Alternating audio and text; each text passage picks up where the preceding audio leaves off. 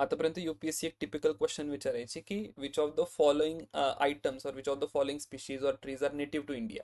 यावेळेस तोच प्रश्न थोडा फिरवून विचारलेला आहे. कोलंबियन एक्सचेंज म्हणून एक टर्म आहे, वर्ल्ड हिस्ट्रीमध्ये वापरली जाते आणि त्यातनंच काही जिओग्राफीचे क्वेश्चन्स येतात. इथे स्क्रीनवर क्वेश्चन आहे, consider the following fruits, papaya, pineapple and guava.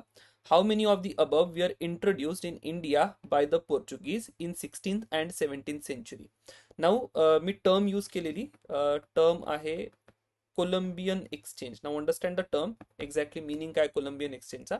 So जेव्हा अमेरिकाचा शोध लागतो 15व्या शतकामध्ये, तेव्हा आपल्याजवळ काही अनेक स्पीशीज, काही प्लांट्स आहेत, काही ॲनिमल्स आहेत, यांचा पण शोध लागतो. ते आपल्याला माहिती नव्हते, अमेरिकामध्येच ते राहायचे. जसं की या ठिकाणी दिलेलं आहे, बीन्स आहेत, कोको, कॉर्न आहे, peanut, paper, pineapple, so on and so fourth. तर या सगळ्या नवीन शोध लागलेल्या वस्तू पोर्चुगीज काय करतात, पहिले युरोपमध्ये आणतात आणि युरोपमधनं नंतर संपूर्ण जगभरात त्याचा प्रसार करतात. सिमिलरली जे ओल्ड वर्ल्ड आहे, म्हणजे अमेरिकाचा न्यू वर्ल्ड आपण म्हणतोय, रेस्ट ऑफ द वर्ल्ड आपण ओल्ड वर्ल्ड म्हणतोय, तो ओल्ड वर्ल्ड मधल्या खूप साऱ्या स्पीसीज जे आहे त्या अमेरिकाज मध्ये नेले जातात. आणि ही जी प्रोसेस आहे, या प्रोसेसला आपण म्हणतो की हे कोलंबियन एक्सचेंज आहे.